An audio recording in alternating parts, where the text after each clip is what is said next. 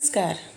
एक बार की बात है, जब कृष्ण भगवान छोटे थे तो नंद बाबा उनके एक यज्ञ रखे और तमाम ब्राह्मण ऋषियों को सबको बुलाए यज्ञ में और उनसे लगे प्रार्थना करने कि वो वरदान दे कि जिससे वो साक्षात परमात्मा का दर्शन कर पाए।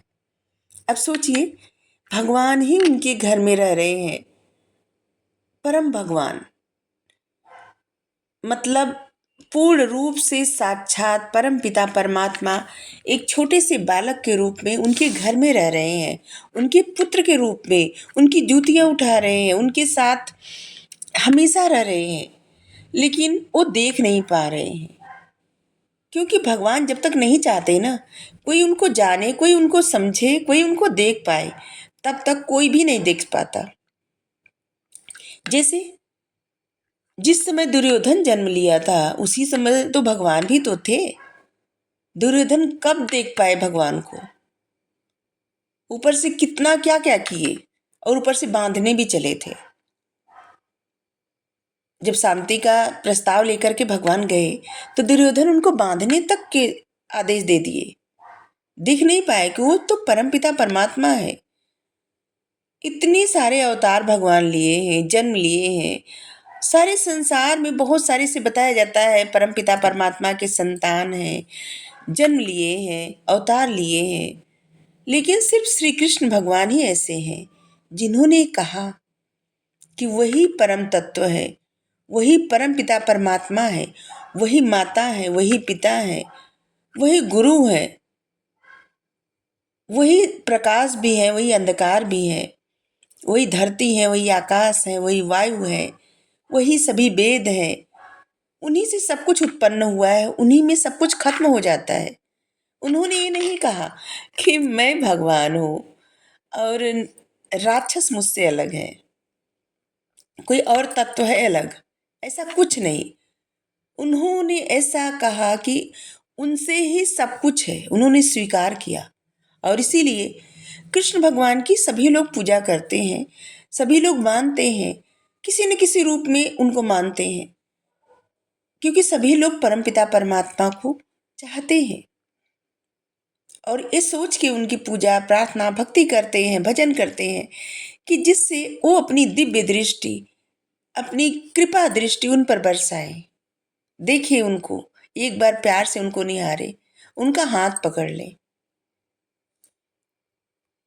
और ये भी सोचने वाली बात है कि इतने सारे भगवान के अवतार हुए हैं, लेकिन फिर भी वो अवतार कैसे हुए? क्योंकि अवतार जो हुए थे ना, भगवान के अंश थे।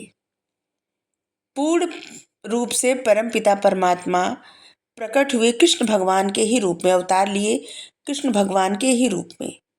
बाकी सब उनके अंश थे, मतलब अंश हैं। और इसीलिए कृष्ण भगवान को कोई बालक के रूप में मानता है, कोई पिता के रूप में, कोई प्रेमी के रूप में, कोई पति के रूप में, कोई भाई के रूप में, कोई गुरु के रूप में। हर तरह से उनको मानता है, हर तरह से पूजता है और किसी को ऐसे इस दृष्टि से नहीं देखता।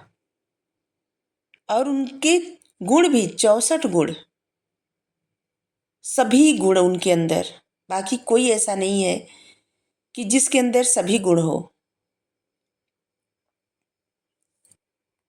बहुत सारे लोग ऐसे हैं जो भक्ति पूजा उपासना करते तो हैं, कहने को करते हैं, लेकिन बहुत जल्दी निराश हो जाते हैं, उदास हो जाते हैं। उनको लगता है कि अगर वो पूजा प्रार्थना कर रहे हैं, भक्ति कर रहे हैं, तो भगवान उनकी बात सुने, उनका जीवन बहुत सुंदर बना दे। लेकिन ऐसा नहीं होता। भगवान जब कृपा करते हैं ना, तो लाइफ बहुत सुंदर नहीं बनाते, तरासने लगते हैं, टफ सिचुएशन बना देते हैं।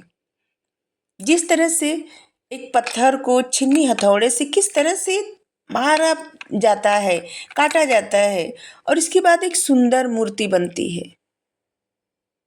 चाहे वो मूर्ति किसी के घर में रहे या मंदिर में स्थापित हो, लेकिन वो मूर्ति के रूप में सभी लोगों की नजर जाती है। या तो लोग पूजते हैं या तो लोग सराहते हैं। लेकिन अगर वही पत्थर वैसे ही पड़ा रहे तो लोगों को ठोकर लगती है, और कभी इधर खिसकाया जाता है, कभी उधर फेंका जाता है। तो भगवान जब कृपा करते हैं ना, तब परीक्षा लेते हैं, जीवन आसान नहीं करते। टफ सिचुएशन करके तब मूर्त बनाने लगते हैं। जिस तरह से कुम्हार चाक पे मिट्टी रखता है और अपना बर्तन बनाता है, जब बर्तन बनाता है तो उसको तपाता है आग में। तब चाहे जिस तरह से लोग यूज करें उस बर्तन को, और उस बर्तन का महत्व रहता है, लेकिन जब तक मिट्टी ऐसे मिट्टी रहती है कोई महत्व नहीं रहता और किसी की नजर भी नहीं पड़ती। ऐसे तो मिट्टी पड़ी ही है, ऐसे तो धरती पे मिट्टी मिट्टी है। लेकिन जो लोग भक्ति करते हैं, प्रार्थना करते हैं, उपासना करते हैं, उनको भगवान पे भरोसा जरूर होना चाहिए। कोई भी सिचुएशन आ जाए, जैसे कुछ अच्छा होता है तो पूर्व जन्म का मेरा बहुत अच्छा कर्म था जो मुझे अच्छा चीजें मिले। अभी बुरा कुछ हो गया तो तुरंत भगवान को, भगवान आपने मेरे साथ ऐसा क्यों किया, हमने किसी का क्या बिगाड़ा था। ये जो सवाल है ना, और अच्छा हुआ तो खुद को श्रेय देना और बुरा हुआ तो भगवान को कोसना, ये बहुत गलत है। किसी की भी लाइफ में भगवान जो भी सिचुएशन देते हैं वो सीखने के लिए, जानने के लिए, तराशने के लिए, स्ट्रांग बनाने के लिए। क्योंकि जो लोग भगवान पे समर्पित हो जाते हैं ना, भगवान के करीब पहुंचने का प्रयास करते हैं, भगवान को हर चीज में देखते हैं, तो भगवान उनको तराशने लगते हैं, उनको उस काबिल बनाने लगते हैं। क्योंकि तब भगवान उनको कोई जिम्मेदारी देना चाहते हैं, उनको कुछ ऐसा करना चाहते हैं उनके लिए कि जिससे सिर्फ वो अपना नहीं दूसरों का भी भला कर सके। क्योंकि इस संसार में जितना सब कुछ है उन्हीं का तो है, जितने बच्चे हैं सब उन्हीं के हैं और वो भगवान है। उनमें 64 गुण है और उनके बच्चे हैं, तो हम सब में तो अनेक गुण होंगे। क्योंकि माता पिता का जो अंश रहता है ना, बच्चों पे पड़ता ही है, मिलता ही है, कुछ न कुछ गुण मिलता ही है। तो बस भगवान उन्हीं गुणों को आगे बढ़ाने के लिए और गुण सिखाने के लिए टफ सिचुएशन लाइफ में ले आते हैं।